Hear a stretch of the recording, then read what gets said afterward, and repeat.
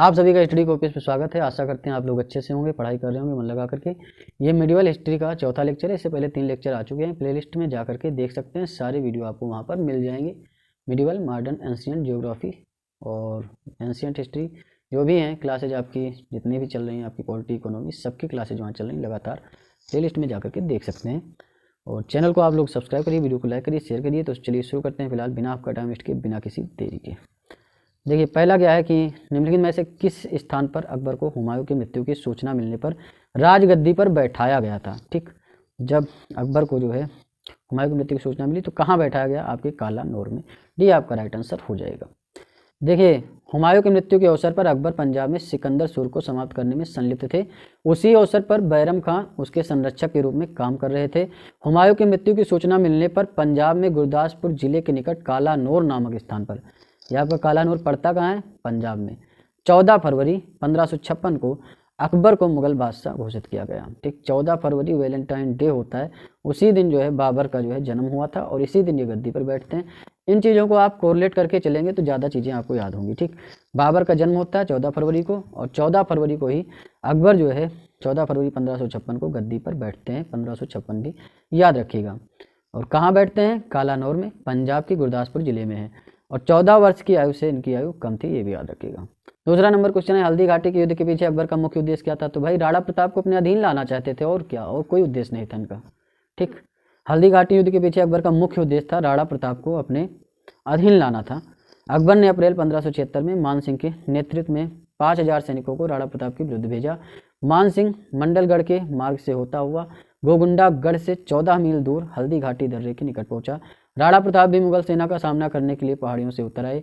फलता जो युद्ध हुआ वह हल्दी घाटी युद्ध के नाम से प्रसिद्ध है, जिसमें राणा पराजित हुए और उन्हें अरावली की पहाड़ियों में शरण लेनी पड़ी। अरावली की पहाड़ियाँ जो हैं वो आपके जो है गुजरात से स्टार्ट होती हैं और गुजरात से स्टार्ट होते हुए राजस्थान और हरियाणा के क्षेत्र में बढ़ती हैं। माउंट आबू जो है गुरु शिखर जो है इसकी सर्वोच्च चोटी है, ये भी याद रखना। ठीक, तीसरा नंबर क्वेश्चन है, हल्दी घाटी का युद्ध किस वर्ष हुआ था? तो 1576 में हुआ था। जाहिर सी बात है, ये तो पता होना चाहिए आपको। हल्दी घाटी के युद्ध में महाराणा प्रताप की सेना के सेनापति कौन थे? कौन थे? हकीम खान थे। ठीक, जब हल्दी घाटी का युद्ध हुआ। हल्दी घाटी का युद्ध 1576 ईस्वी में महाराणा प्रताप और मुगल सेनापति मानसिंह और आसफ खान के मध्य लड़ा गया था।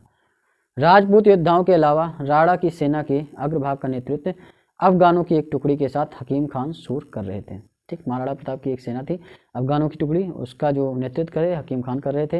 राणा की सेना में भीलों की भी एक छोटी सी टुकड़ी शामिल थी। या राणा की मुगलों के साथ आमने सामने की आखिरी मुठभेड़ थी। आगे उन्होंने छापा मार युद्ध का सहारा लिया। तो आप समझ सकते हैं अकबर की खुद हिम्मत नहीं हुई, वो राणा के सामने आए और मान सिंह को भेजा था। ठीक, समझ सकते हैं आप,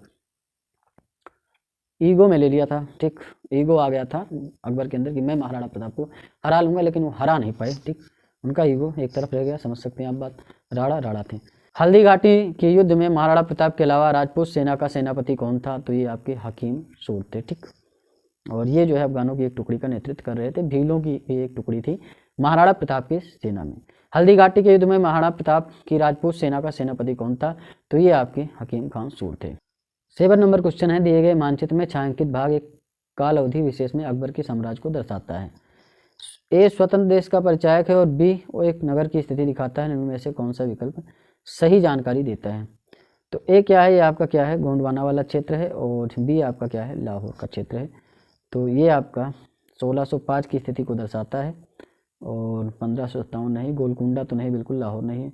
ठीक, बी आपका लाहौर है। ठीक, ए आपका गोंडवाना है। तो बी आपका लाहौर इसमें है और गोंडवाना है 1605 की स्थिति को दर्शाता है।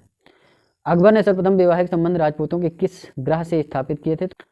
अकबर ने सर्वप्रथम कछवाहा राजपूतों से वैवाहिक संबंध स्थापित किए। जिस समय अकबर ख्वाजा मुइनुद्दीन चिश्ती की दरबार की यात्रा हेतु जा रहा था तो सांगानेर नामक स्थान 1562 ईस्वी में आमेर का राजा बिहारी मल या भारमल बादशाह की सेवा में उपस्थित हुआ। उसने अकबर की अधीनता स्वीकार की थी तथा उसने अपने ज्येष्ठ पुत्री हरकाबाई, लोक प्रचलित नाम है जोधाबाई, का विवाह जो है कर दिया था। ठीक, किसके साथ? अकबर के साथ। अकबर ने राजा का प्रस्ताव स्वीकार कर लिया तथा अजमेर से लौटते समय सांभर में उसने राजा बिहारी मल की पुत्री से विवाह किया। यह अकबर का प्रथम राजपूत कन्या से विवाह था। 9 नंबर क्वेश्चन है, निम्नलिखित में से किस परिवार ने सर्वप्रथम अकबर के साथ वैवाहिक संबंध स्थापित किए? तो कछवाहों ने। ठीक, किस चिश्ती संत के दरगाह पर अकबर दर्शन हेतु अधिक जाता था? तो किसके जाता था वो? मोइनुद्दीन चिश्ती, ये आपका राइट आंसर हो जाएगा। अकबर ने सूफी मत में अपनी आस्था जताते हुए चिश्तिया संप्रदाय को समर्थन दिया था और वह ख्वाजा मुइनुद्दीन चिश्ती की अजमेर स्थित दरगाह पर दर्शन हेतु अक्सर जाता रहता था। इसके अतिरिक्त वह समकालीन सूफी संत शेख सलीम चिश्ती की दर्शन हेतु अक्सर सिकरी भी जाया करता था। निम्नलिखित में से किसे अकबर ने स्वयं मारा था? तो किसे मारा था? अधम खां, जो कि महामनगा के पुत्र थे। इन्हें 1562 ईस्वी में अकबर ने स्वयं मारा था, क्योंकि उसने अकबर के प्रधानमंत्री अतगा खान की हत्या की थी। ठीक। राजपुताना के निम्न राज्यों में से किस एक ने अकबर की संप्रभुता स्वयं स्वीकार नहीं की? तो मेवाड़ ने कभी भी अकबर की संप्रभुता स्वीकार नहीं की। मेवाड़ राज्य ने अकबर की संप्रभुता स्वीकार नहीं की स्वयं से। वहां के शासक राणा प्रताप ने लंबे समय तक मुगलों से युद्ध लड़ा। राणा प्रताप की मृत्यु के बाद उनके पुत्र राणा अमर सिंह 1615 ईस्वी में जहांगीर से संधि कर लेते हैं। कौन? राणा अमर सिंह। किस राजपूत शासक ने मुगलों के विरुद्ध निरंतर स्वतंत्रता का संघर्ष जारी रखा और समर्पण नहीं किया था? तो ये मारवाड़ के राव चंद्रसेन थे। बी आपका राइट आंसर हो जाएगा। 1565 में मारवाड़ के शासक राव चंद्रसेन ने भाद्रजोड़ में मुगल सेनाओं का सामना किया, लेकिन चारों तरफ से घिर जाने के कारण उसे सिवाना जाना पड़ा। मुगल सेना ने उसे ढूंढने के लिए अनेक प्रयास किए। राव चंद्रसेन ने 1579 में सोजत पर अधिकार कर लिया। अतः अकबर ने पुनः सेनाएं भेजकर उस पर आक्रमण करवाया, लेकिन वह पहाड़ी क्षेत्रों में चला गया और 1581 में उसकी मृत्यु हो गई। महाराणा प्रताप की भांति ही उसने मुगलों से निरंतर संघर्ष किया तथा समर्पण नहीं किया। ठीक।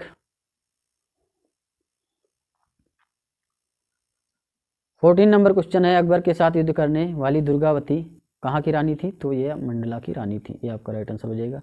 1564 ईस्वी में अकबर ने कड़ा तथा पूर्वी प्रदेशों के शासक आसफ खान को गढ़कंडगा गोंडवाना के राज्य को जीतने के लिए भेजा। इस राज्य में मोटे तौर पर आधुनिक मध्य प्रदेश के उत्तरी जिले पड़ते हैं। उसका राजा वीर नारायण अल्पवयस्क था। ठीक। परंतु उसकी माँ दुर्गावती राज्य पर योग्यतापूर्वक शासन करती थी। उसने वीरतापूर्वक शाही दल का विरोध किया, परंतु गढ़ एवं मंडला वर्तमान जबलपुर जिले के बीच हुए युद्ध में पराजित हो गई। ठीक। अबुल फजल की मृत्यु इनमें से किसके कारण हुई थी? तो ये जो है शहजादा सलीम के कारण हुई थी। शहजादा सलीम ने मरवा दिया था इसे, अबुल फजल को। जब शहजादा सलीम ने विद्रोह कर इलाहाबाद में स्वतंत्र शासक की तरह व्यवहार करना आरंभ कर दिया, तब अकबर ने 1602 ईस्वी में दक्षिण से अपने मित्र अबुल फजल को बुलाया। उसी समय सलीम के इशारे से ओरछा के बुंदेला सरदार वीर सिंह देव ने मार्ग में अबुल फजल की हत्या कर दी। जहांगीर जब सम्राट बना तब उसने वीर सिंह बुंदेला को क्या किया? 3000 का मांसब प्रदान किया और अतः अबुल फजल की मृत्यु में शहजादा सलीम की भूमिका थी।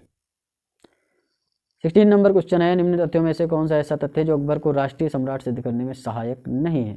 अकबर ने इस्लाम धर्म को त्याग दिया था, ऐसा कुछ नहीं हुआ था, ये सहायक नहीं है। प्रशासकीय एकता और कानूनों की एकरूपता ये सहायक है। अकबर द्वारा सांस्कृतिक एकता का प्रयत्न ये भी है। अकबर की धार्मिक नीति भी है। अकबर पहला मुस्लिम शासक था जिसने इस बात का अनुभव किया कि मुगल साम्राज्य की सुदृढ़ता के लिए भारत की बहुसंख्यक हिंदू जनता का सहयोग प्राप्त करना नितांत आवश्यक है। उसने हिंदू मुस्लिम समुदायों को राष्ट्रीय एकता के सूत्र में बांधने का प्रयास किया। अकबर का भारत को राजनीतिक एकता प्रदान करने का प्रयत्न उसकी समान शासन व्यवस्था, समान अर्थ एवं लगान व्यवस्था, समान कर व्यवस्था, सभी को योग्यता के आधार पर राज्यों की सेवाओं में उच्चतम स्थान प्राप्त करने की सुविधा, राजपूतों से विवाह संबंध सम्मान की नीति, सभी धर्मों को समान सुविधा, आदर और धार्मिक दृष्टि से एकता लाने का प्रयत्न, ये सारी चीज़ें पढ़ सकते हैं। 17 नंबर क्वेश्चन है, अकबर की लोकप्रियता के कारण क्या थे? ठीक, क्या कारण थे? मनसबदारी प्रथा, धार्मिक नीति, भूराजस्व सुधार और भूराजस्व व्यवस्था और सामाजिक सुधार सब थे। ठीक, ABCD।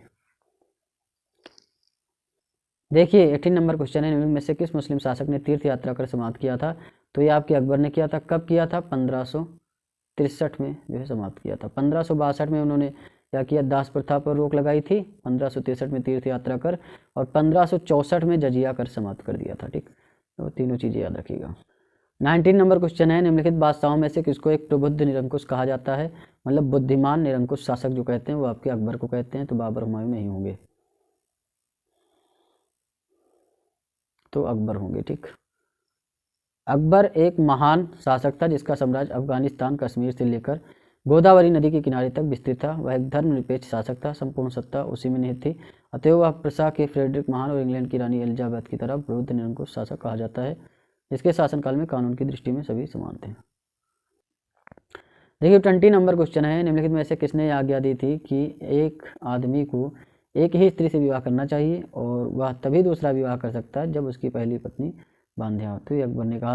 अकबर ने कुछ सामाजिक परंपराओं व्यक्तिगत मान्यताओं पर अंकुश अवश्य लगाया, परंतु उसने यह कार्य सुधार की दृष्टि से किया। उदाहरण के लिए उसने आज्ञा दी कि आदमी को एक स्त्री से विवाह करना चाहिए और तभी दूसरा विवाह कर सके जब उसकी पहली पत्नी बांध्या हो। उन्हें हिंदू विधवाओं को पुनर्विवाह करने का अधिकार दिया तथा बलपूर्वक स्त्रियों के सती होने पर रोक भी लगाई। कुछ अच्छे काम भी किए हैं, ठीक, लेकिन बहुत बुरे काम भी किए हैं। 21 नंबर क्वेश्चन है, निम्नलिखित कथनों में से कौन सा एक सही है? अकबर ने लड़कों और लड़कियों के विवाह की आयु निर्धारित करने का प्रयास किया। एकदम सही बात है। अकबर ने लड़कियों के अभिभावकों के दबाव से अलग स्वयं की इच्छा से विवाह करने की स्वतंत्रता दी थी। ये भी सही है। 1 और 2 दोनों सही। सी आपका राइट आंसर हो जाएगा। देखिए 22 नंबर क्वेश्चन है, अकबर का शासन जाना जाता है क्षेत्रों को जीतने के लिए, सही है। अपनी प्रशासनिक व्यवस्था के लिए, ये भी सही है। न्यायिक प्रशासन के लिए, ये भी सही। उसकी धार्मिक कट्टरता के लिए नहीं, ठीक। 1 2 3 ही राइट है। बी आपका राइट आंसर हो जाएगा। अकबर के शासनकाल में पुनर्गठित केंद्रीय प्रशासन के तंत्र के अंतर्गत सैनिक विभाग का प्रमुख कौन होता था? तो जो सैनिक विभाग का प्रमुख होता था मीर बख्शी होता था। और अगर बात करें सल्तनत काल की तो उसमें दीवाने अर्ज होता था। दीवाने अर्ज जो होता था वो आपका सैनिक विभाग का प्रमुख होता था। अकबरकालीन सैन्य व्यवस्था आधारित थी तो ये आपके मनसबदारी पे आधारित थे। ये आपका राइट आंसर हो जाएगा। देखिए 25 नंबर क्वेश्चन है, मध्यकालीन भारत में मनसबदारी व्यवस्था क्यों लागू की गई थी? तो एक स्वच्छ प्रशासन सुनिश्चित करने के लिए। डी आपका राइट आंसर हो जाएगा।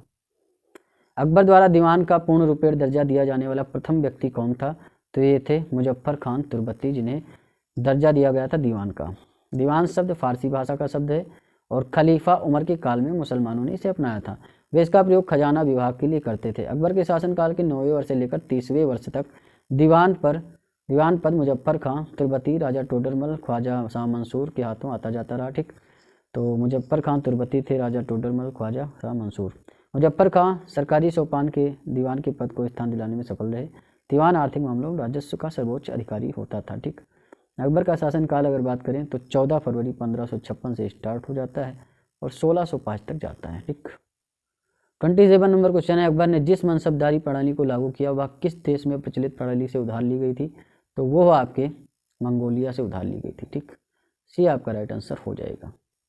देखिए 28 नंबर क्वेश्चन है, अकबर के काल में हर 10 घुड़सवार सैनिकों के लिए मनसबदारों को 20 घोड़ों का रखरखाव करना पड़ता था। एकदम सही बात है। घोड़ों को यात्रा में आराम देना होता था और युद्ध के समय उनको बदलना आवश्यक होता था। आर भी सही। तो ए और आर दोनों सही। आर ए की सही व्याख्या करता है, ठीक। जाब्ती प्रणाली किसकी उपज थी? तो ये आपकी अकबर की उपज थी, जाब्ती प्रणाली। अकबर के शासनकाल में भू राजस्व वसूली के लिए जाब्ती प्रणाली का प्रचलन हुआ, जो भूमि सर्वेक्षण, भूमि राजस्व निर्धारण के लिए दस्तूर उल अमल और जाब्ती खसरे की तैयारी पर आधारित था। साम्राज्य के अधिकतर भूभाग में यही प्रणाली थी। 30 नंबर क्वेश्चन है, टोडरमल ने किस क्षेत्र में ख्याति अर्जित की थी? तो ये आपकी भू राजस्व में अर्जित की थी। देखिए टोडरमल ने भू राजस्व के क्षेत्र में ख्याति अर्जित की थी। अकबर ने अपने शासन के 24वें वर्ष 1580 में आईने दहसाला, जिसे टोडरमल बंदोबस्त भी कहा जाता है, नामक नई कर प्रणाली को शुरू करके मुगलकालीन व्यवस्था को स्थायी स्वरूप प्रदान किया। इस प्रणाली का वास्तविक प्रणेता टोडरमल ही था। तो आईने दहसाला जो था, आईने दहसाला को टोडरमल बंदोबस्त व्यवस्था भी कहते हैं। उस समय टोडरमल वित्त मंत्री था और उसका मुख्य सहायक ख्वाजा शाह मंसूर था।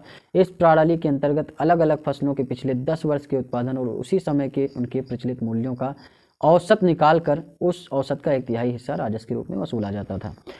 31 नंबर क्वेश्चन है, इनमें से किस कर व्यवस्था को बंदोबस्त व्यवस्था के नाम से जाना जाता है? तो दहसाला बंदोबस्त, ठीक। आईने दहसाला के लोग इसे टोडरमल बंदोबस्त भी कहते थे, ठीक। 1580 में जो है शुरू हुआ था। टोडरमल संबंधित हैं तो आपके मालगुजारी सुधारों से संबंधित हैं। आईने दहसाला नामक व्यवस्था इन्होंने चलाई थी, ठीक। 33 नंबर क्वेश्चन है, मुगल सम्राट अकबर से संबंधित निम्नलिखित कथनों पर विचार कीजिए और सही उत्तर बताइए। भाई तानसेन रामबली पांडे को मुगल सम्राट अकबर द्वारा प्रदान की गई पदवी थी, गलत है। रामतनु पांडे थे। अकबर का विवाह राजा मान सिंह की बहन के साथ, ये भी गलत है, ठीक। और तीसरा अबुल फजल आईने अकबरी के लेखक हैं, तीसरा सही है आपका। अबुल फजल को जो है जहांगीर ने मरवा दिया था, ठीक। तो आप समझ सकते हैं। वहीं राजा टोडरमल अकबर की सेना के प्रधान सेनापति नहीं, ये भू राजस्व से संबंधित थे। आईने दहसाला इन्होंने शुरू की थी। केवल 3 ही सही है बस। देखिए 34 नंबर क्वेश्चन है, भू राजस्व प्रशासन के क्षेत्र में शेर शाह एवं अकबर के मध्य निम्नलिखित में से कौन निरंतर की कड़ी है? तो ये आपके टोडरमल हैं। इतिहास प्रसिद्ध टोडरमल भू राजस्व प्रशासन की दृष्टि से विशेष सम्मान प्राप्त हैं। अकबर के द्वारा आईने दहसाला इनकी जो है शुरुआत की गई थी। इस प्रणाली को टोडरमल ने शुरू किया था, ठीक। ये आप समझ सकते हैं। अकबर के काल में भू राजस्व व्यवस्था की एक प्रसिद्ध नीति आईने दहसाला, तो टोडरमल बस। देखिए 36 नंबर क्वेश्चन है, अकबर ने दीन इलाही किस वर्ष से प्रारंभ किया, तो 1582 में। वहीं 1580 में आईने दहसाला भी शुरू किया गया था, ठीक। तो डी आपका राइट आंसर हो जाएगा। देखिए अकबर ने 1582 में तौहीद इलाही दीन इलाही की स्थापना की। इसके अंतर्गत अकबर ने सभी धर्मों के मूल सिद्धांतों को सम्मिलित कर इसे सर्वमान्य बनाने का प्रयास किया। दीन इलाही वास्तव में सूफी सर्वेश्वरवाद पर आधारित एक विचार पद्धति थी। इस नवीन संप्रदाय का प्रधान पुरोहित अबुल फजल था।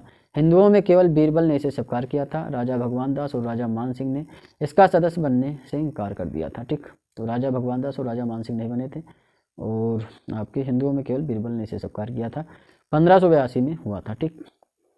दीन इलाही का प्रचार किस शासक ने किया था, तो कौन करेगा, अकबर करेंगे। और दीन इलाही किसने प्रारंभ किया, भाई अकबर ने 1582 में किया, और बीरबल इसे। किस इतिहासकार ने दीन इलाही को एक धर्म कहा है, तो भैया अबुल फजल और अब्दुल कादिर, इन्होंने नहीं कहा। डी आपका राइट आंसर हो जाएगा। दीन इलाही कोई धर्म नहीं अपितु एक सूफी मत था, और जिसके नियम जो है जहांगीर के समकालीन मोहसिन फ़ानी ने अपनी रचना दाविस्तन मजे में पहली बार दीन इलाही को एक स्वतंत्र धर्म के रूप में लिख किया। किसने, मोहसिन फ़ानी ने। इबादत खाने का निर्माण किसने करवाया था, तो आपके अकबर ने करवाया था। सी आपका राइट आंसर हो जाएगा।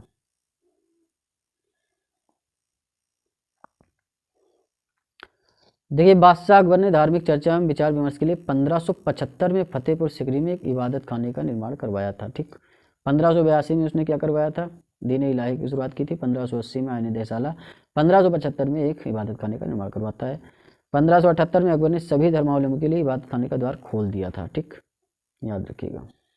और वहीं 1579 ईस्वी में महजरनामा जारी करवाया था। अकबर ने समस्त धार्मिक मामलों को अपने हाथों में लेने के लिए क्या किया, एक महजरनामा 1579 में जारी करवाया, जिसने उसे धर्म के मामलों में सर्वोच्च बना दिया। किसे, महजरनामा को।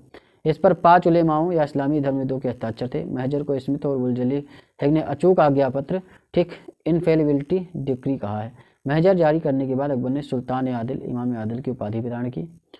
स्मिथ महोदय ने कहा था, दीन इलाही अकबर की मूर्खता का स्मारक है, उसकी बुद्धिमत्ता का नहीं। 41 नंबर क्वेश्चन है, फतेहपुर सिकरी का इबादत खाना क्या था, तो वह भवन जिसमें विभिन्न धर्मों के विद्वानों के साथ अकबर चर्चा करता था, और ये 1575 में इसने बनवाया था, ये भी याद रखना। इसके बाद 1578 में मजहरनामा भी जारी करता है।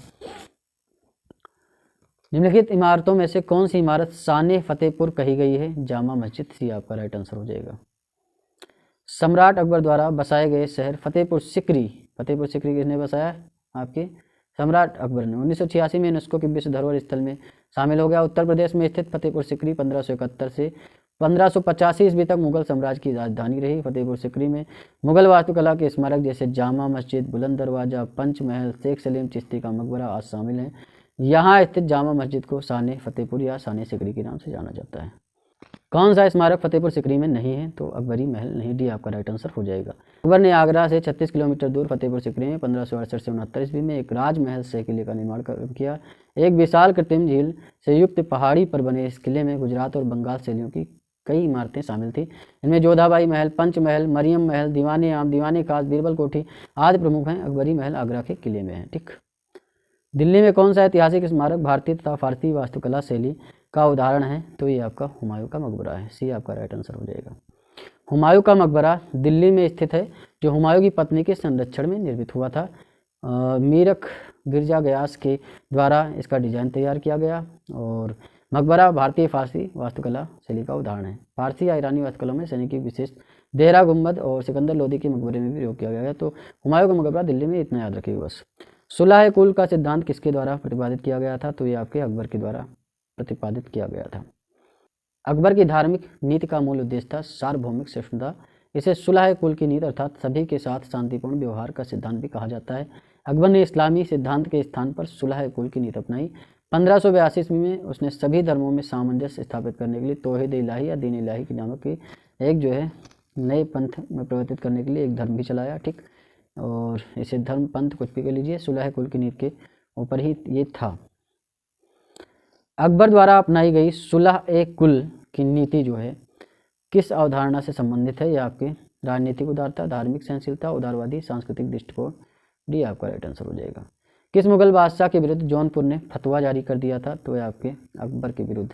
1580 में जौनपुर के एक धर्मगुरु काजी मुल्ला मोहम्मद यजदी ने सभी मुस्लिमों को अकबर के विरुद्ध विद्रोह करने के लिए फतवा जारी कर दिया। 48 नंबर क्वेश्चन है, निम्नलिखित में विचार कीजिए। अकबर ने 1602 ईस्वी में फतेहपुर सिकरी में बुलंद दरवाजा बनवाया। एकदम सही बात है। यह निर्माण अकबर ने अपने पुत्र जहांगीर के जन्म की खुशी नहीं, ये गुजरात विजय के उपलक्ष्य में इन्होंने बनवाया था। तो ए आपका सही हो जाएगा, आर गलत हो जाएगा। तो ए सही है, आर गलत है। ठीक, सी आपका राइट आंसर हो जाएगा। देखिए, अकबर ने सिकरी का निर्माण जो है 1568 से 69 में आरंभ करवाया था और बाद में गुजरात विजय इनकी 1572-73 में होती है। इसके पश्चात इसी नगरी को फतेहपुर सिकरी कहा जाने लगता है। ठीक, और एक वर्ग के इतिहासकारों का मत है गुजरात विजय के उपलक्ष्य में सम्राट अकबर ने सिकरी के बुलंद दरवाजे का निर्माण विजय स्तंभ के रूप में करवाया, जबकि पर्सी ब्राउन ने इसका निर्माण दक्षिण विजय 1601 के उपलक्ष्य बताया है। कुछ लोग कहते हैं दक्षिण विजय के उपलक्ष्य में करवाया है, ठीक, और कुछ लोग कहते हैं कि गुजरात विजय के उपलक्ष्य में करवाया है। 49 नंबर क्वेश्चन है, इनमें से किसका निर्माण अकबर ने करवाया था? तो आपके बुलंद दरवाजे का निर्माण करवाया था। इनमें से किस मुगल सम्राट ने शिक्षा संबंधी सुधार किए थे? तो अकबर ने किए थे। ठीक, यहाँ आप देख सकते हैं। मुगल साम्राज्य के अंतर्गत सामाजिक सांस्कृतिक गतिविधियों के विकास के साथ साथ शिक्षा संबंधी विषयों पर भी ध्यान दिया गया। शिक्षा संबंधी महत्वपूर्ण सुधार मुगल शासक अकबर द्वारा किए गए। अकबर के शासनकाल में शिक्षा के कुछ महत्वपूर्ण केंद्र अजमेर, दिल्ली, सियालकोट, मुल्तान, इलाहाबाद, मुर्शिदाबाद आदि थे और इनमें छात्रों को मुफ्त शिक्षा दी जाती थी। फारसी को राजभाषा का दर्जा प्राप्त था और निजामी शिक्षा पद्धति तत्कालीन समय में ख्यात शिक्षा प्रणाली थी। यद्यपि शिक्षा में महत्वपूर्ण सुधार करने वाला मुगल शासक अकबर स्वयं निरक्षर था। अकबर द्वारा बनवाई गई श्रेष्ठतम इमारतें पाई जाती हैं तो फतेहपुर सिकरी में ही पाई जाती हैं, जो कि आगरा में है। ठीक, याद रखिएगा, ज़्यादातर वहाँ ही इसने निर्माण करवाए हैं। दीवाने आम, दीवाने खास, कोषागार, ज्योतिषी की बैठक, पंचमहल, खास महल, तुर्की सुल्ताना की कोठी, जोधाबाई का महल, हवा महल, मरियम की कोठी और बीरबल की कोठी आदि हैं। तुर्की सुल्तान का महल इतना सुंदर है कि पर्सी ब्राउन ने उसे स्थापत्य कला का मोती कहा है। ठीक, तो तुर्की सुल्ताना की कोठी जो है वो भी आपके अकबर ने बनवाई है। अकबर द्वारा बनाई गई कौन सी इमारत का नक्शा बौद्ध विहार की तरह है? तो पंचमहल, ये आपका राइट आंसर हो जाएगा। अकबर ने अपनी नवीन राजधानी फतेहपुर सिकरी में अनेक भवन बनवाए। पंचमहल पिरामिड के आकार का 5 महलों का भवन है, भारतीय बौद्ध विहारों के अनुरूप है, जो अब तक भारत के कुछ भागों में विद्यमान है। ऊपर की ओर छोटी होने वाली 5 मंजिलों वाला यह आयताकार भवन नालंदा आदि में बने हुए बहुमंजिला बौद्ध विहारों से ली गई प्रेरणा पर आधारित है। फतेहपुर सिकरी में बादशाह अकबर ने निर्मित करवाया था तो पंचमहल। जहांगीर महल स्थित है तो कहाँ स्थित है? आगरा में। ठीक, आगरा किला अकबरी शैली का सर्वप्रथम उदाहरण है। यह अकबर द्वारा महान निर्मित सुप्रसिद्ध किला है। इसका निर्माण अकबर के प्रधान कारीगर कासिम खान की देखरेख में हुआ है। किले के अंदर अकबर ने लाल पत्थरों से 500 से अधिक भवनों का निर्माण करवाया है। जहांगीर महल अकबर किले में स्थित है। इसका निर्माण अकबर ने अपने पुत्र और उत्तराधिकारी सलीम के रहने के लिए करवाया था। इस महल की शैली अधिकतर हिंदू स्थापत्य कला शैली की ओर झुकी हुई। जहांगीरी महल की प्रेरणा ग्वालियर के मानसिंह महल से ली गई है। अकबर का मकबरा कहाँ पर स्थित है? तो ये आपका सिकंदरा में स्थित है। अकबर का मकबरा सिकंदरा नामक गांव में स्थित है, जिसे सुल्तान सिकंदर लोदी ने अपने नाम पर बसाया था। अकबर ने इसका नाम बहिस्ताबाद रखा था। यह आगरा से 5 मील की दूरी पर दिल्ली जाने वाली सड़क पर स्थित है। इसके निर्माण की योजना अकबर ने बनवाई थी, किंतु निर्माण जहांगीर ने 1613 ईस्वी में किया था। ठीक, इस मकबरे में 5 मंजिलें हैं। इसकी प्रत्येक ऊपर की मंजिल नीचे की मंजिल से आकार में छोटी होती गई है। इस मकबरे की विशेषता इसका गुंबद विहीन होना है। 56 नंबर क्वेश्चन है, इनमें से किस किले का निर्माण अकबर के राज्यकाल में नहीं कराया गया था? दिल्ली के लाल किले का निर्माण नहीं करवाया गया था। आगरा का किला, लाहौर का किला, इलाहाबाद का किला बनवाया गया था, लेकिन जो दिल्ली का लाल किला वो शाहजहां ने बनवाया था। दिल्ली का लाल किला का निर्माण अकबर के राज्यकाल में नहीं हुआ है, शाहजहां ने करवाया है। चतुर्भुजाकार लाल बलुआ पत्थर से निर्मित है, होने के कारण लाल किले के नाम से प्रसिद्ध है। आगरा का किला, इलाहाबाद का किला, लाहौर का किला, ये सब अकबर ने बनवाए हैं। देखिए 57 नंबर क्वेश्चन है, यहाँ आपको मिलान करना है। सूची 1 में सम्राट है, सूची 2 में मकबरा है। ठीक, तो बाबर का मकबरा कहाँ है? बाबर का मकबरा काबुल में है। ठीक, और अकबर का सिकंदरा में है। जहांगीर का मकबरा आपके लाहौर में है, वहीं शाहजहां का अकबर आगरा में है। तो ए का तीसरा और बी का चौथा, ए का तीसरा बी का चौथा आपका सिर्फ सी में, ए का तीसरा ही सी में, एक ही पता होता तब भी लगा देते आप। ठीक, यहाँ आप देख सकते हैं बाबर का टाइम पीरियड 1526 से 30 था। काबुल इनका 56 से 1605, जहांगीर का 1605 से 1627, शाहजहां का 1628 से 1658। अब यहाँ भी आपको मिलान ही करना है। तो बाबर का आपको पता है काबुल में है, और वहीं बात करें हम अकबर का तो सिकंदरा में है, जहांगीर का लाहौर में है, हुमायूं का दिल्ली में है। ठीक, तो ए का क्या हो जाएगा? बा हो जाएगा, और 1 का बा और 2 का आ, तो बा और आ याद रखिएगा, बा और आ। तो बा सिर्फ बी में दे रखा है, बी लगा देना है। 59 नंबर क्वेश्चन है, अकबर के काल में महाभारत का फारसी अनुवाद जिसके निर्देशन में हुआ वह कौन था? फैजी। फैजी के निर्देशन में जो है अकबर के काल में महाभारत का फारसी में अनुवाद हुआ है, याद रखिएगा। अकबर ने अपने राजकवि फैजी की अध्यक्षता में एक अनुवाद विभाग की स्थापना की। अकबर के आदेश से महाभारत के विभिन्न भागों का रज्मनामा नाम से फारसी में अनुवाद फैजी के निर्देशन में नकीब खां, बदायूनी, फैजी आदि विभिन्न विद्वानों से सम्मानित किया गया। इसके अतिरिक्त बदायूनी ने रामायण का, फैजी से लीलावती तथा अबुल फजल ने कलिया दमन का फारसी में अनुवाद किया है। ठीक, बदायूनी ने क्या किया है? रामायण का, और फैजी ने लीलावती का, और अबुल फजल ने कलिया दमन का जो है फारसी में अनुवाद किया, याद रखिएगा। लेकिन वैसे किसने महाभारत का फारसी में अनुवाद किया है? तो अब्दुल कादिर बदायूनी ने। महाभारत के फारसी अनुवाद का शीर्षक क्या है? रज्मनामा। ठीक, बी आपका राइट आंसर हो जाएगा। 16वीं शताब्दी में संपन्न महाभारत का फारसी अनुवाद कहलाता है रज्मनामा। ठीक, अब्दुल कादिर बदायूनी ने किया है। रज्मनामा क्या है, किस ग्रंथ का फारसी अनुवाद है? तो ये महाभारत का है। अकबर की इच्छा अनुसार किसने रामायण का फारसी में अनुवाद किया था? तो अब्दुल कादिर बदायूनी ने किया था। और निम्न में से किसने रामायण का फारसी में अनुवाद किया था? ठीक, अब्दुल कादिर बदायूनी ने। सम्राट अकबर द्वारा इनमें से किसको जरी कलम की उपाधि दी गई है? तो मोहम्मद हुसैन को जरी कलम की उपाधि दी गई है। यही अकबर के दरबार के प्रसिद्ध ग्रंथकारों में, जिनकी एक सूची आईने अकबरी में मिलती है, में सबसे प्रमुख थे कश्मीर के मोहम्मद हुसैन, और अकबर ने इसे जरी कलम की उपाधि दी थी। जैन साधु जो अकबर के दरबार में कुछ वर्ष रहा और जिसे जगत गुरु की उपाधि से सम्मानित किया गया, यह हरि विजय सूरी थे। भी आपका राइट आंसर हो जाएगा।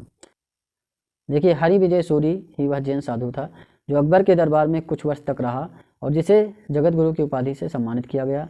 1582 ईस्वी में अकबर ने उक्त जैनाचार्य को जैन सिद्धांतों को समझने की इच्छा से आहूत किया था। उनकी विद्वता एवं चिंतन तथा विनम्रता से प्रभावित होकर अकबर ने कुछ दिनों के लिए मांस भक्षण बंद कर दिया था तथा पशु पक्षियों के वध पर भी रोक लगा दी थी। मुगल दरबार में एक अन्य विद्वान जिनचंद्र सूरी भी रहते थे, जिन्हें युग प्रधान की उपाधि मिली थी। तो हरि विजय सूरी जो थे, उन्हें जो है किसकी उपाधि दी गई थी? जगत गुरु की। और जिन प्रभु जो थे, जिनचंद्र सूरी जो थे, उन्हें युग प्रधान की उपाधि दी गई थी। वह प्रसिद्ध जैन आचार्य कौन था जिनको अकबर ने बहुत सम्मानित किया था? तो हरि विजय सूरी थे। मुगल सम्राट अकबर के समय का प्रसिद्ध चित्रकार कौन था? तो दसवंत थे। भी राइट आंसर हो जाएगा। अकबरकालीन चित्रकारों के नाम अबुल फजल ने अपने आईने अकबरी में गिनाए हैं। दसवंत, बसावन, केशोलाल, मुकुंद, मिस्किन, जगन, महेश, खेमकरण, तारा, सांवल, हरिवंश और दसवंत जो एक कहार का बेटा था, ये भी जो है थे आपके चित्रकार। और इनके काम से अकबर इतना प्रभावित हुआ था कि उसने इसे अपने समय का पहला अग्रणी कलाकार बनने में सहयोग किया, किंतु बाद में यह महान चित्रकार मानसिक रूप से विक्षिप्त हो गया और 1584 में इसने आत्महत्या कर ली। इंग्लैंड की रानी एलिजाबेथ प्रथम का समकालीन भारतीय राजा कौन था? तो वो थे आपके अकबर, क्योंकि 1556 से 1605 इनका टाइम पीरियड है। और 1600 में कौन थी? आपकी इंग्लैंड की रानी एलिजाबेथ प्रथम। भारत में किसके शासनकाल में इंग्लिश ईस्ट इंडिया कंपनी का गठन हुआ है? तो ये आपके अकबर के समय हुआ है, क्योंकि 1600 में होता है और 1605 तक ही रहते हैं। जिस मध्यकालीन भारतीय लेखक ने अमेरिका की खोज का उल्लेख किया है, ठीक, तो किसने किया है? अबुल फजल ने किया है। अकबर के दरबार में आने वाला पहला अंग्रेज व्यक्ति कौन था? तो रॉल्फ फिंच था। याद रखिएगा, रॉल्फ फिंच जो था फतेहपुर सिकरी और आगरा पहुंचने वाला पहला अंग्रेज व्यापारी था। इसने भारत के विभिन्न भागों में भ्रमण करते हुए अनेक स्थानों का अवलोकन किया तथा 16वीं सदी के भारतीय व्यापारिक तथा नगर केंद्रों के बारे में मूल्यवान विवरण भी दिया है। देखिए, 74 नंबर क्वेश्चन है, अकबर के शासनकाल की निम्नलिखित घटनाओं को काल क्रमानुसार व्यवस्थित करना है। जजिया कर की समाप्ति ये 1564 में करते हैं, और वहीं इबादत खाने का निर्माण जो करते हैं ये आपका 1575 में करते हैं, और वहीं महजर पर हस्ताक्षर 1579 में करते हैं। दीन इलाही की स्थापना 1582 में करते हैं। तो आप देख सकते हैं 1564, फिर 75, फिर 79, फिर 82 सीरियल से 1 2 3 4 आपका राइट आंसर हो जाएगा। 1 2 3 4, 1 2 3 4 आपका ए में यही राइट आंसर हो जाएगा। अकबर ने बंगाल तथा बिहार को मुगल साम्राज्य में कब मिला लिया था? तो 1576 में मिला लिया था बंगाल और बिहार को। 1572 ईस्वी में सुलेमान करा रानी की मृत्यु के बाद उसका पुत्र दाऊद खां गद्दी पर बैठा। दाऊद खां ने अपने को स्वतंत्र घोषित कर पटना के मुगल किले पर आक्रमण कर दिया। अकबर ने मुनीम खां को दाऊद पर आक्रमण करने तथा बिहार को जीतने का आदेश दिया। मुनीम खान ने दाऊद को एक युद्ध में पराजित किया। 1574 ईस्वी में बिहार पर मुगलों का आधिपत्य हो गया, ठीक। और पराजित होने के बाद दाऊद बंगाल भाग गया, किंतु 12 मार्च 1576 को टोडरमल, मुजफ्फर खां, हुसैन अली कुली खां जो थे मिलकर के दाऊद को पूर्णतः पराजित किया और 1576 में बंगाल तथा बिहार को पूर्ण रूप से जीत लिया। यहाँ पर जहांगीर के ऊपर क्वेश्चन आंसर कराए जाएंगे, ठीक। पहला क्वेश्चन क्या है, दो अस्पा एवं सिंह अस्पा प्रथा किसने शुरू की थी? तो ये आपके जहांगीर ने शुरू की थी, ठीक। दो अस्पा और सिंह अस्पा। इसके अंतर्गत बिना जात पद बढ़ाए ही मनसबदारों को अधिक सेना रखनी पड़ती थी। मुगलों में मेवाड़ के राड़ा के मध्य चित्तौड़ की संधि किस शासक के शासनकाल में हस्ताक्षरित हुई? तो मुगल और मेवाड़ के राड़ा जो थे अमर सिंह, उनके बीच जो है चित्तौड़ की संधि किसके समय हुई थी? तो आपके जहांगीर के समय हुई थी, ठीक। 1615 ईस्वी में राणा अमर सिंह तथा मुगल बादशाह जहांगीर के मध्य चित्तौड़गढ़ की संधि हुई। इसमें राणा ने मुगल बादशाह की अधीनता स्वीकार कर ली तथा बादशाह जहांगीर ने राणा को चित्तौड़ दुर्ग की किलाबंदी न करने की शर्त के साथ समेत समस्त भूभाग वापस कर दिया, जो अकबर के समय से मुगल अधिपत्य में था। ईस्ट इंडिया कंपनी ने जहांगीर के दरबार में पहले निम्न में से किसे भेजा था? तो हॉकिंस को भेजा था, ठीक। विलियम हॉकिंस जो आया था आपका वो 1608 से 1611 ईस्वी में आया था, मतलब 1608 में। और जहांगीर के दरबार में ईस्ट इंडिया कंपनी द्वारा भेजा जाने वाला अंग्रेज राजदूत तथा ईस्ट इंडिया कंपनी के प्रतिनिधि के रूप में मुगल दरबार में उपस्थित होने वाला पहला अंग्रेज था, ठीक। तो विलियम हॉकिंस जो था वो पहला अंग्रेज था जो मुगल दरबार में जो है उपस्थित होता है। यह शाही दरबार में 3 वर्ष रहा, 1608 से 1611 तक। और आया कब अगर पूछ लें तो 1608 में आया था। सम्राट जहांगीर ने उसे 400 का मनसब भी दिया था। उसने हॉकिंस को इंग्लिश खां, ठीक, विलियम हॉकिंस को इंग्लिश खां की उपाधि भी दी थी। तो ये भी क्वेश्चन आता है कि जहांगीर ने किसे इंग्लिश खां की उपाधि दी? तो विलियम हॉकिंस को दी थी। और देकर अर्मेनिया की एक स्त्री से उसका विवाह भी करवा दिया, ठीक। पंडित वाला काम भी करने लगे Jahangir. Sir Thomas Roe British सम्राट जेम्स प्रथम द्वारा भेजा गया प्रथम राजदूत था जो जहांगीर के दरबार में आया था। तो ब्रिटिश सम्राट ने जो प्रथम राजदूत भेजा था वो थॉमस रो थे, ठीक। तो ये चीज़ भी आप याद रखेंगे। देखिए विलियम हॉकिंस जो है ईस्ट इंडिया कंपनी द्वारा भेजे गए हैं, ठीक। वहीं आपके थॉमस रो जो हैं वो आपके जेम्स प्रथम मतलब ब्रिटिश सम्राट द्वारा भेजे गए हैं। तो अगर क्वेश्चन आ जाए कि ब्रिटिश सम्राट द्वारा भेजा गया पहला राजदूत कौन था, तो आपको थॉमस रो लगाना है। वहीं अगर ईस्ट इंडिया कंपनी या जो है मुगल दरबार में सबसे पहले कौन अंग्रेज आया, तो आपको विलियम हॉकिंस लगाना है, ये याद रखिएगा। 4th नंबर क्वेश्चन है, निम्नलिखित में से कौन जहांगीर के दरबार में ब्रिटिश शासक जेम्स प्रथम का राजदूत था? तो ये आपके थॉमस रो थे, विलियम हॉकिंस नहीं थे, ईस्ट इंडिया कंपनी की तरफ से आए थे, तो यहाँ पर है ही नहीं। निम्नलिखित अंग्रेजों में से किससे जहांगीर ने खान की उपाधि से सम्मानित किया था? तो विलियम हॉकिंस, इंग्लिश खां कहा था। कभी कभी इंग्लिश खां आ जाए या खां आ जाए तो कन्फ्यूज नहीं होना है आपको बस। मुगल सम्राट जहांगीर ने निम्न में से किसे इंग्लिश खां की उपाधि दी थी? तो भाई विलियम हॉकिंस को दी थी, सी आपका राइट आंसर हो जाएगा। ब्रिटिश राजदूत के रूप में सर थॉमस रो भारत आया था, किसके शासनकाल में आया था? जहांगीर के शासनकाल में आया था, ठीक।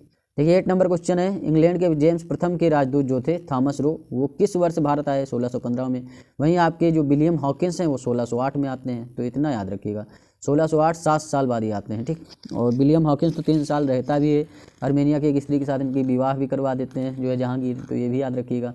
इंग्लिश खां की उपाधि भी देते हैं। अब यहाँ आप देख सकते हैं सर थॉमस रो 1615 से 19 ब्रिटेन के राजा जेम्स प्रथम के दूत के रूप में 18 सितंबर 1615 को सूरत पहुंचे और जनवरी 1616 में अजमेर में जहांगीर के दरबार में उपस्थित हुए। तो भारत आए हैं 1615 में और जहांगीर के दरबार में उपस्थित हुए हैं 1616 में। उसे बादशाह के साथ मांडू, अहमदाबाद तथा अजमेर जैसे अनेक स्थानों पर जाने का अवसर मिला। वह बादशाह के साथ शिकार खेलने भी गया। वह आगरा में 1 वर्ष तक रहा। भारत में इंग्लैंड का कौन सा दूत जहांगीर के पीछे अजमेर से मांडू आया? ठीक, तो थॉमस रो। जहांगीर ने थॉमस रो को कहाँ मिलने का अवसर दिया था? तो ये आपके मिले थे अजमेर में, ठीक। अजमेर से मांडू आए थे।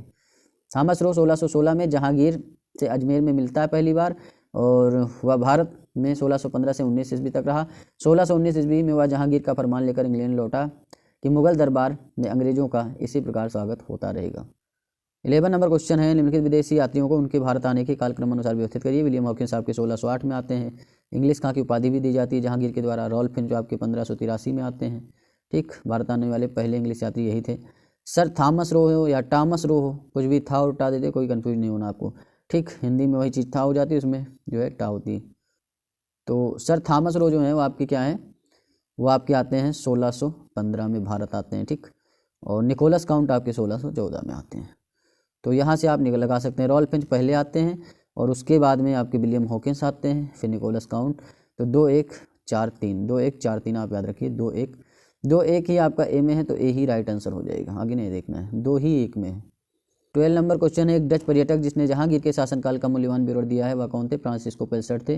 वहीं निकोलाओ मानुची की बात करें तो जो शाहजहां के उत्तराधिकार का युद्ध चल रहा था उस समय ये आए थे। और हॉकिंस तो आपको पता ही आपके जहांगीर के शासनकाल में आते हैं, इंग्लिश खां की उपाधि दी जाती है। पीटर मुंडी जो है ब्रिटेन के यात्री हैं जो शाहजहां के समय आते हैं। तो ये सारी चीज़ें हैं। फ्रांसिस्को पेल्सट राइट आंसर हो जाएगा। फ्रांसिस्को पेल्सट डच पर्यटक था जो जहांगीर के समय भारत आया था। इसने अपनी पुस्तक रेमोन्स्ट्रेंटी में जहांगीर के समय का अद्भुत विवरण दिया है। ठीक, निम्न विदेश यात्रियों में से किसने जहांगीर के शासनकाल में भारत की यात्रा की थी?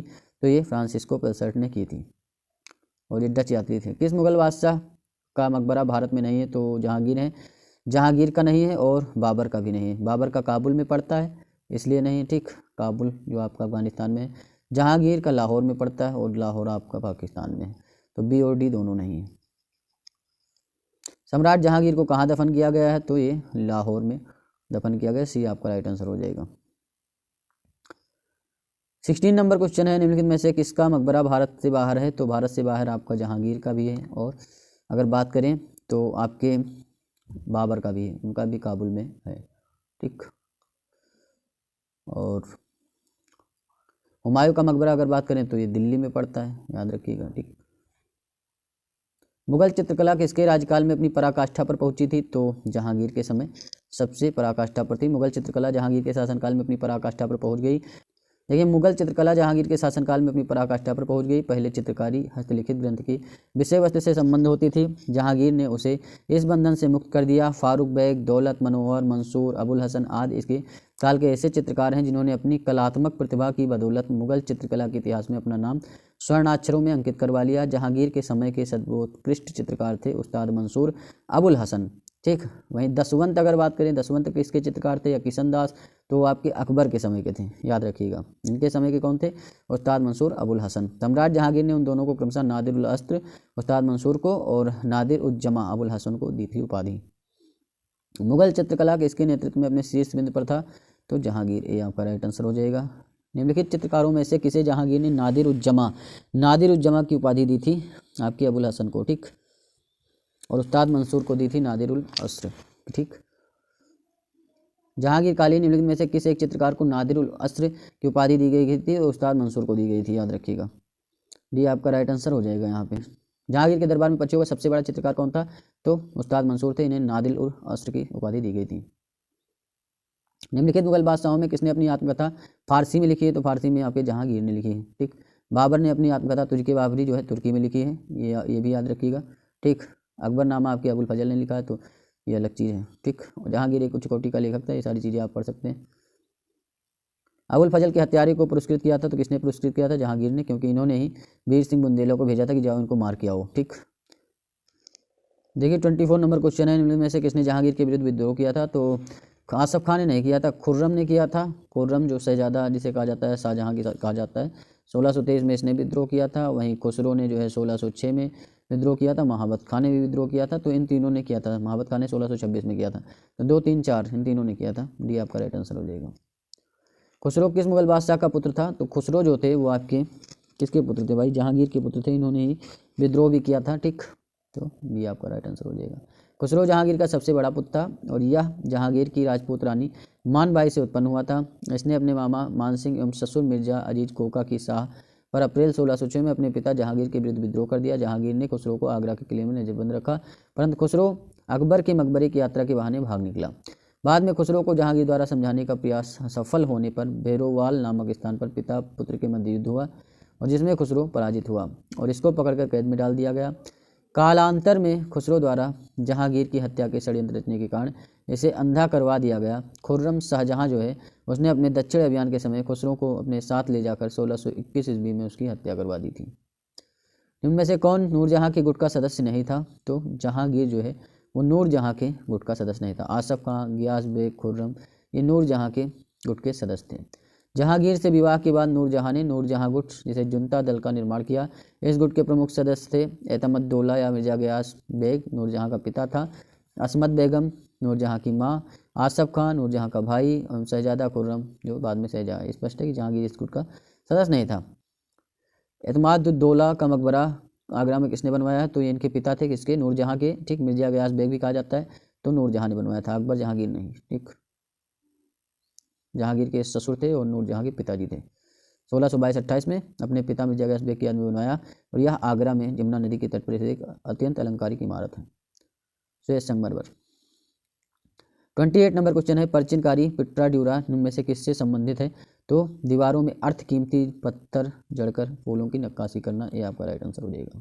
देखिए, पच्चीकारी या प्राचीनकारी पिट्रा ड्यूरा दीवारों में अर्थ कीमती पत्थर जड़कर फूलों की नक्काशी करने से संबंधित है। ध्यातव्य है कि भारत में पिट्रा ड्यूरा नाम का जड़ाऊ कार्य जो है सबसे पहले कहाँ किया गया है? तो एतमाद उद्दौला के मकबरे में किया गया है। ये नूरजहां के पिताजी थे। तो इस मकबरे का निर्माण नूरजहां ने अपने पिता मिर्जा गयास बेग की याद में करवाया था।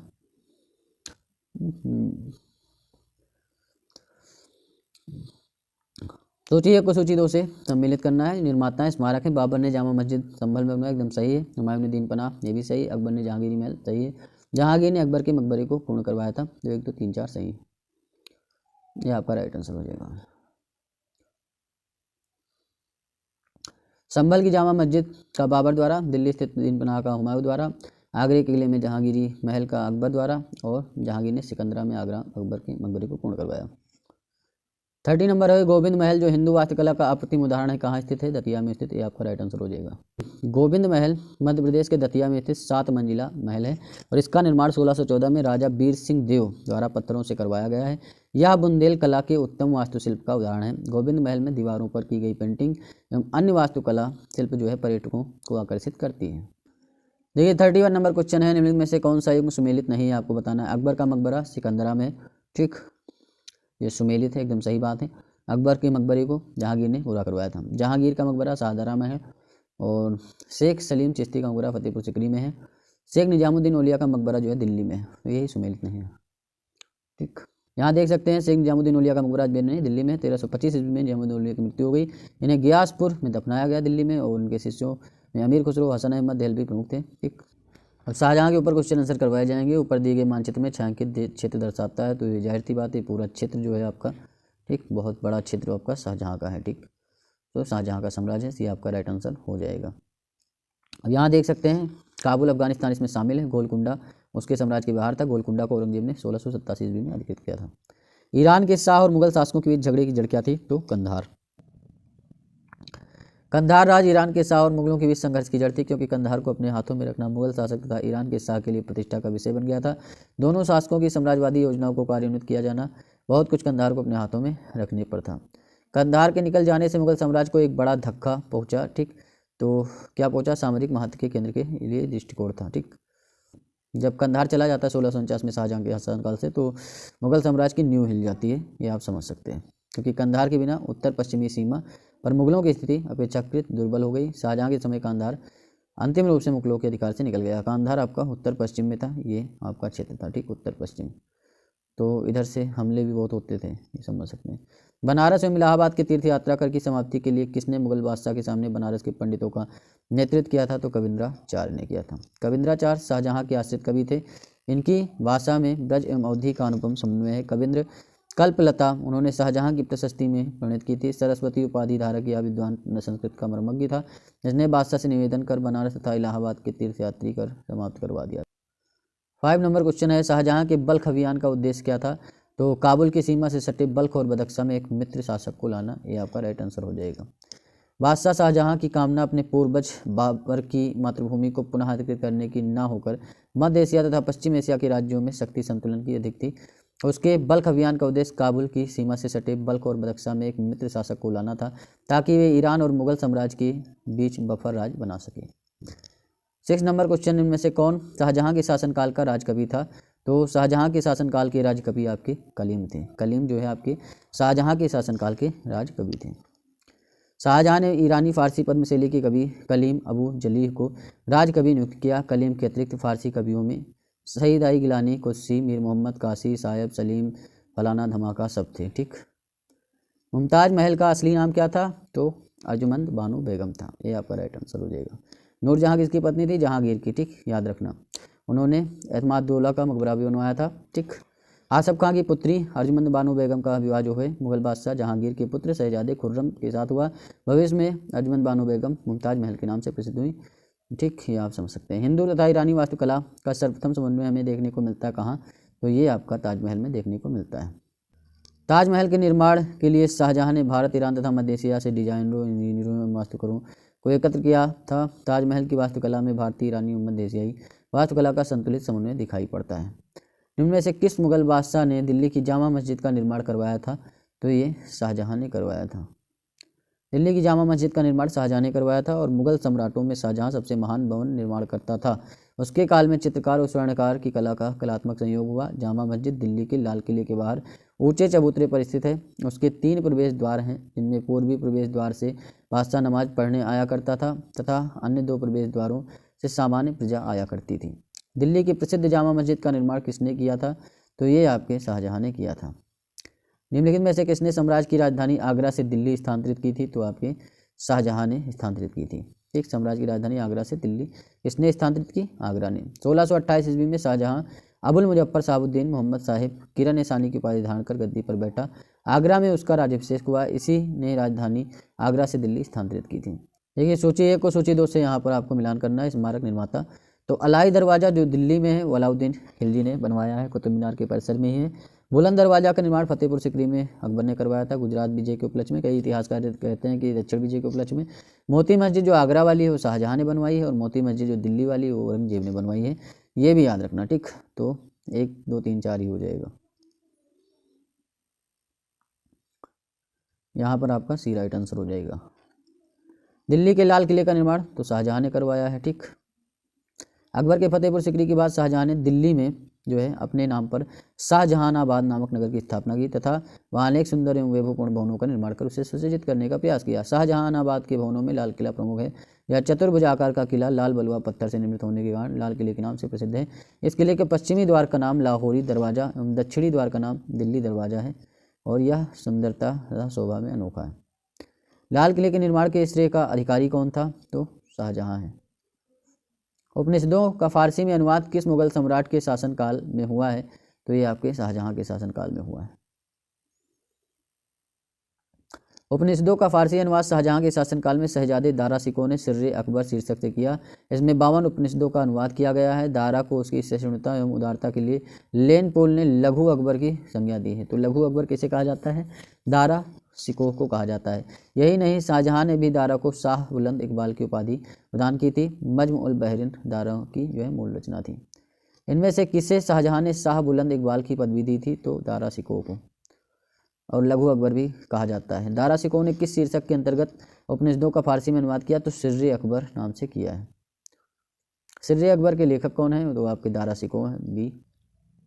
19 नंबर क्वेश्चन है, अधोलिखित में कौन एक दारा शिकोह की रचना है? तो नज्म उल बहरीन जो है उनकी मूल रचना है और सिर्रे अकबर जो है इनकी कृति है। उपनिषदों का फारसी में अनुवाद इन्होंने इसमें करवाया है, ठीक। दारा शिकोह को किस स्थान पर दफनाया गया है? तो दिल्ली में दारा शिकोह को दफनाया गया है। यूपी आरओ मेंस में आया हो क्वेश्चन है। दारा शिकोह की मलिक जीवन नामक बलूची सरदार ने औरंगजेब के सरदारों को सौंप दिया। औरंगजेब द्वारा नियुक्त विशेष न्याय समिति ने दारा को विधर्मी घोषित किया और मृत्युदंड की सजा दी। 1659 में दारा का कत्ल कर दिया गया। उसके सिर को आगरा के ताजमहल परिसर में तथा धड़ को हुमायूं के मकबरे में दफना दिया गया, ठीक। उसका सिर जो है आगरा के ताजमहल के परिसर में दफनाया गया और धड़ जो है हुमायूं के मकबरे में, किंतु इतिहास की अनेक पुस्तकों में इसका वर्णन नहीं मिलता है। दारा की कब्र हुमायूं के मकबरे वाले परिसर में, ये आप समझ सकते हैं। हिंदू धर्म ग्रंथों का अध्ययन करने वाला प्रथम मुस्लिम कौन था? ये दारा शिकोह था। सिर्रे अकबर नाम से जो है इसने उपनिषदों का अनुवाद भी करवाया था। निम्नलिखित में से किस इतिहासकार ने शाहजहां के शासनकाल को मुगल काल का स्वर्ण युग कहा है? तो A.L. श्रीवास्तव ने। Doctor A.L. श्रीवास्तव ने अपनी पुस्तक मुगलकालीन भारत में लिखा है कि शाहजहां का शासनकाल भारत के मध्ययुगीन इतिहास में स्वर्ण युग के नाम से प्रसिद्ध है, तथापि यह केवल कला में भी वास्तुकला की दृष्टि से ही सत्य माना जा सकता है। जैन सरकार और B.S. स्मिथ शाहजहां के काल को स्वर्ण काल मानने के पक्ष में नहीं है। R.S. शर्मा ने शाहजहां के काल को स्पष्ट रूप से मुगल काल का स्वर्ण युग माना है। सुप्रसिद्ध कोहिनूर हीरा शाहजहां को किसने उपहार में दिया था? तो मीर जुमला ने दिया था। मीर जुमला का वास्तविक नाम मोहम्मद सईद था और यह जो है मूल रूप से अर्दिस्तान का रहने वाला था। वह व्यापार व्यवसाय करने के उद्देश्य से गोलकुंडा चला आया और प्रारंभ में यह हीरे का व्यापार करता था। बाद में वह गोलकुंडा के सुल्तान अब्दुल्ला कुतुब शाह की सेवा में जाकर वजीर का पद प्राप्त किया। बादशाह शाहजहां ने मीर जुमला को 5000 का मनसब तथा उसके पुत्र मोहम्मद अमीन को 2000 का मनसब प्रदान किया, ठीक। इससे खिन्न होकर के गोलकुंडा के सुल्तान अब्दुल्ला कुतुब शाह ने मीर जुमला के परिवार तथा संपत्ति को जब्त कर लिया। इससे क्रोधित होकर शाहजहां ने औरंगजेब को गोलकुंडा से युद्ध करने के लिए भेजा, ठीक। और दोनों में संधि हो गई। यहाँ मीर जुमला ने भी औरंगजेब से आ मिलते हैं, ठीक। मीर जुमला, शाहजहां ने मीर जुमला को आगरा वापस बुलाया और मुअज्जम खान की पदवी सम्मानित किया। तो इसी अवसर पर मीर जुमला ने क्या किया था, शाहजहां को कोहिनूर हीरे को भेंट किया था। किस मुगल बादशाह ने बलबन द्वारा प्रारंभ किया गया दरबारी रिवाज सिजदा समाप्त किया था, तो शाहजहां ने सिजदा और पाबोस जो है समाप्त किया था। मुगल बादशाह शाहजहां ने बलबन द्वारा प्रारंभ ईरानी दरबारी जो रिवाज था सिजदा समाप्त कर दिया। 1636 में सिजदा प्रथा का अंत कर दिया। जमीन बोस की प्रथा भी खत्म कर दी गई। पगड़ी में बादशाह की तस्वीरें पहनने की मनाही कर दी गई। ये बातें शाहजहां को धार्मिक दृष्टिकोण के उदाहरण के रूप में प्रस्तुत की जाती हैं। सिजदा साष्टांग दंडवत प्रणाम जैसा होता था, ठीक, जो इस्लामी परंपराओं के अनुसार केवल खुदा के लिए ही किया जा सकता है, ठीक। 25 नंबर क्वेश्चन है, निम्नलिखित में से कौन शाहजहां के शासनकाल में अधिकांश समय तक दक्कन का गवर्नर बना रहा, तो औरंगजेब जो है वो दक्कन का गवर्नर था। शाहजहां के शासनकाल में औरंगजेब पहले 1636 से 44 ईस्वी तक दक्कन का गवर्नर रहा था तथा 1652 ईस्वी में उसे पुनः इस पद पर नियुक्त किया गया, जिस पर वह उत्तराधिकार के युद्ध में विजय और मुगल बादशाह बनने तक रहा। अब यहाँ औरंगजेब के ऊपर क्वेश्चन आंसर किए जाएंगे। देखिए कथन क्या है, मुगल गद्दी पर औरंगजेब शाहजहां का उत्तराधिकारी हुआ, एकदम सही बात है। और ज्येष्ठ पुत्र के उत्तराधिकार के नियम का पालन किया गया, ठीक, ये बिल्कुल गलत बात है। ज्येष्ठ पुत्र दारा सिकोह था, जबकि औरंगजेब जो है जबरदस्ती गद्दी पर बैठा दारा सिकोह को मार करके। तो ये आपका राइट आंसर है, ए सही है, आर गलत है, ठीक। तो ए सत्य है और आर गलत है। मुगल गद्दी पर शाहजहां के उत्तराधिकार औरंगजेब का हुआ, किंतु ज्येष्ठ पुत्र के उत्तराधिकार के नियम से नहीं अपितु तलवार के बल से। मुगल काल में तलवार ही सत्ता का प्रतीक थी, तलवार के बल पर ही उत्तराधिकार का निर्णय होता था। उत्तराधिकार के कोई सुस्पष्ट नियम नहीं थे। साथ ही शाहजहां के पुत्रों में दारा एवं शुजा के बाद औरंगजेब का क्रम तीसरा था। निम्नलिखित में से किस मुगल बादशाह का 2 बार राज्याभिषेक हुआ है, तो औरंगजेब का जो है 2 बार राज्याभिषेक हुआ, डी आपका राइट आंसर हो जाएगा। मुगल बादशाह औरंगजेब का राज्याभिषेक 2 बार हुआ है। उसका पहला राज्याभिषेक दिल्ली में 31 जुलाई 1658 को हुआ। उसका दूसरा अभिषेक 15 जून 1659 को हुआ। अब्दुल मुजफ्फर मुहिद्दीन मोहम्मद औरंगजेब बहादुर आलमगीर पातशाह गाजी की उपाधि धारण कर वह मुगल बादशाह के सिंहासन पर बैठा। देखिए तीसरा नंबर क्वेश्चन है, धर्मत का युद्ध निम्न में से किनके बीच लड़ा गया, तो ये हुआ था 15 अप्रैल 1658 को हुआ था। 15 अप्रैल 1658 को हुआ था और किसके बीच, औरंगजेब और दारा सिकोह के मध्य होता है, ठीक। और इस युद्ध में जोधपुर के राजा जसवंत सिंह ने दारा सिकोह की तरफ से तथा मुराद ने औरंगजेब की तरफ से भाग लिया था। धर्मत युद्ध ने औरंगजेब की स्थिति को काफ़ी सुदृढ़ बना दिया एवं शाही सेना की पराजय से दारा सिकोह की दुर्बलता प्रकट हो गई। देखिए 4th नंबर क्वेश्चन है, निम्नलिखित युद्धों को कालक्रमानुसार जो है व्यवस्थित करना है। तो देखिए सरनाल का युद्ध कब होता है, सरनाल यानी गुजरात विजय का अभियान जो होता है 1572 में होता है अकबर के द्वारा। बिलग्राम का युद्ध 1540 आपको पता ही है, इसमें कुछ बताना ही नहीं, बिलग्राम या कन्नौज का युद्ध कह सकते हो आप। वहीं धर्मत का युद्ध जो होता है 1658 में होता है, 15 अप्रैल 1658, इसके बीच दारा सिकोह और औरंगजेब के मध्य होता है, ठीक। बिलग्राम का युद्ध आपका शेर शाह और हुमायूं के बीच होता है, ठीक। और जजायू का युद्ध जो होता है ये आपके बहादुर शाह प्रथम जो होते हैं और मुअज्जम के बीच में 1707 में होता है। उत्तराधिकार का जो है ये युद्ध होता है, क्योंकि औरंगजेब की मृत्यु हो जाती है तो लोग अपना उत्तराधिकार के लिए लड़ते रहते हैं। तो देख सकते हैं आप यहाँ पर सबसे पहले 1540 बिलग्राम का युद्ध होगा, तो 2 पहले हो जाएगा, 2 के बाद 1 हो जाएगा और उसके बाद में आपका 3 हो जाएगा और 4, 2 1 3 4 हो जाएगा। तो 2 1 3 4 आपका किस में है, 2 1 3 4 आपका ए में है, तो ए ही राइट आंसर हो जाएगा। तो ये 5 नंबर क्वेश्चन है कि औरंगजेब ने जोधपुर के शासक जसवंत सिंह को 1658 ईस्वी के धर्मत के युद्ध में पराजित किया था। धर्मत किस राज्य में स्थित है, धर्मत आपका मध्य प्रदेश में है, ये भी याद रखिएगा, ठीक, मध्य प्रदेश में स्थित है। 6 नंबर क्वेश्चन है, मुगल शाहजादा जिसने श्रीनगर गढ़वाल में आश्रय लिया था, तो सुलेमान सिकोह जो दारा सिकोह के पुत्र थे उन्होंने जो है श्रीनगर में आश्रय लिया था जब उत्तराधिकार का युद्ध हो रहा था। उत्तराधिकार के युद्ध में औरंगजेब से पराजित दारा सिकोह के पुत्र शहजादे सुलेमान सिकोह ने श्रीनगर गढ़वाल के शासक पृथ्वी सिंह के यहाँ शरण ली थी, किंतु उसके उत्तराधिकारी मेदिनी सिंह ने उसे औरंगजेब को सौंप दिया और सुलेमान सिकोह को ग्वालियर के किले में बंद कर दिया गया और वहाँ उसको अफीम खिलाकर मार डाला गया, ठीक। तो सुलेमान सिकोह को अफीम खिलाकर मारा गया था। 7 नंबर क्वेश्चन है, औरंगजेब के किस पुत्र ने विद्रोह करके राजपूतों के विरुद्ध अपने पिता की स्थिति दुर्बल कर दी थी, तो मोहम्मद अकबर जो थे उन्होंने ऐसा काम किया था। ये वाले अकबर नहीं, औरंगजेब के पुत्र वाले अकबर हैं, ठीक। औरंगजेब के पुत्र मोहम्मद अकबर ने 1681 में विद्रोह करके राजपूतों के विरुद्ध अपने पिता की स्थिति दुर्बल कर दी। अकबर राजपूतों के विरुद्ध लड़े जाने वाले युद्ध से निराश हो गया था, ठीक। उसने अपने पिता की धर्मांता की नीति की सफलता में विश्वास न था तथा विचारों से वह उदार था। उसी अवसर पर मेवाड़ के राणा राज सिंह और राठौर नेता मारवाड़ के दुर्गादास ने उसके सामने प्रस्ताव रखा कि यदि वह अपने को भारत का बादशाह घोषित कर दे तो मेवाड़ और मारवाड़ दोनों की सेनाएं जो हैं उसकी सहायता करेंगी। दुर्गादास ने अकबर को अपने संरक्षण में रखा, राजपुताना तथा खानदेश की कठिन यात्रा की, मुगल सेना से उसकी रक्षा की और उसे शिवाजी के पुत्र संभाजी के दरबार में पहुंचाने में सफलता की। और 1682 ईस्वी में औरंगजेब स्वयं अकबर का पीछा करता हुआ दक्षिण भारत गया, किंतु अकबर फारस भाग गया और वहीं पर औरंगजेब के अंतिम काल में अकबर की मृत्यु होती है। किस मुगल सेनापति के साथ शिवाजी ने 1665 ईस्वी में पुरंदर की संधि पर हस्ताक्षर किए थे? तो किसने किए थे? आपके जय सिंह ने। भी आपका राइट आंसर हो जाएगा। 1665 ईस्वी के आरंभ में औरंगजेब ने राजा जयसिंह के नेतृत्व में विशाल सेना शिवाजी का दमन करने के लिए भेजी थी। ठीक, जयसिंह कछवाहा शासक थे जो कि युद्ध और शांति दोनों कलाओं में निपुण थे। वह चतुर कूटनीतिक थे और उसने समझ लिया कि बीजापुर को जीतने के लिए शिवाजी से मैत्री करना आवश्यक है। अतः पुरंदर के किले पर मुगलों की विजय और राजगढ़ की घेराबंदी के बावजूद उन्होंने शिवाजी से संधि की। पुरंदर की संधि जून 1665 ईस्वी में हुई। किस मुगल बादशाह को जिंदा पीर कहा जाता है? तो जिंदा पीर औरंगजेब को कहा जाता है। औरंगजेब जो कुछ दूसरों पर लागू करना चाहता था उसका वह स्वयं अभ्यास करता था। उसके व्यक्तिगत जीवन का नैतिक स्तर ऊंचा था तथा वह अपने युग के प्रचलित पापों से दृढ़तापूर्वक अलग रहता था। इस प्रकार उसके समकालीन उसे शाही दरवेश समझते थे तथा मुसलमान उसे जिंदा पीर के रूप में मानते थे। 10 नंबर क्वेश्चन है, इनमें से कौन जिंदा पीर के नाम से जाना जाता था? औरंगजेब। सी आपका राइट आंसर हो जाएगा। औरंगजेब के काल में कौन यूरोपीय यात्री भारत आया? ठीक, तो विलियम हॉकिंस तो आपके किसके समय आए थे?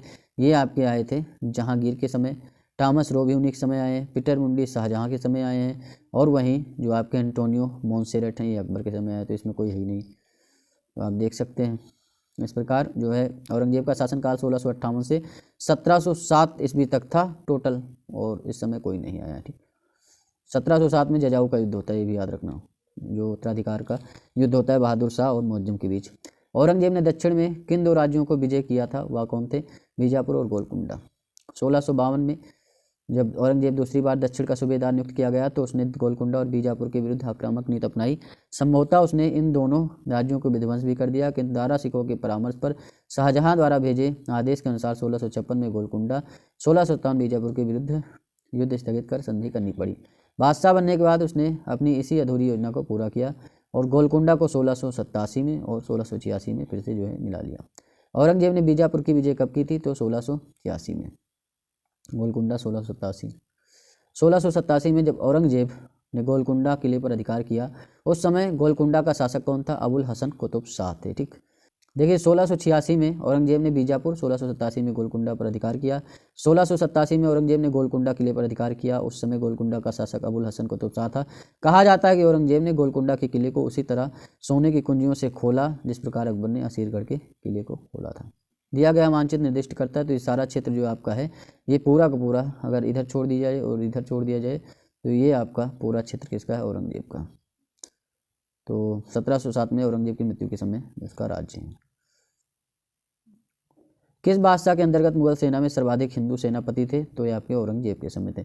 औरंगजेब के शासनकाल के दौरान मुगल सेना में सर्वाधिक हिंदू सेनापति थे। उसके काल के उत्तरार्ध में कुल सेनापतियों में 31.6% हिंदू, जिसमें मराठों की संख्या आधे से अधिक थी। अकबर के काल में अनुपात 22.5% तथा शाहजहां के काल में 22.4% था। 17 नंबर क्वेश्चन है, मुगल सम्राट जिसने सर्वाधिक संख्या में हिंदू अधिकारियों की नियुक्ति की थी? ये आपके औरंगजेब थे। ठीक, जजिया कर किसके द्वारा पुनः लगाया गया था? तो ये आपके औरंगजेब के द्वारा लगाया गया था। और देख सकते हैं आप, अकबर महान ने अपने साम्राज्य में जजिया कर की समाप्ति कब की थी? 1564 में। 1564 में जजिया कर समाप्त कर दिया था। ठीक, और फिर औरंगजेब आते हैं 1679 में फिर से लगा देते हैं। औरंगजेब द्वारा चलाया जिहाद का अर्थ क्या था? तो दारुल इस्लाम। ठीक, औरंगजेब सर्वोपरि एक उत्साही सुन्नी मुसलमान था। उसकी धार्मिक नीति संसारिक लाभ के किसी विचार से प्रभावित नहीं थी। उदार धारा के विरुद्ध सुन्नी कट्टरता के समर्थक के रूप में राज सिंहासन प्राप्त करने वाले की हैसियत से उसने कुरान के कानून को कठोरता से लागू करने का प्रण किया। इस कानून के अनुसार प्रत्येक धार्मिक मुसलमान को अल्लाह की राह में मेहनत करनी चाहिए, या दूसरे शब्दों में तब तक गैर मुसलमानी देशों दारुल हर्ब के विरुद्ध धर्म युद्ध जिहाद करना चाहिए जब तक कि वे दारुल इस्लाम में जो है कन्वर्ट ना हो जाए। बीबी का मकबरा का निर्माता कौन है? ये आपका औरंगजेब है।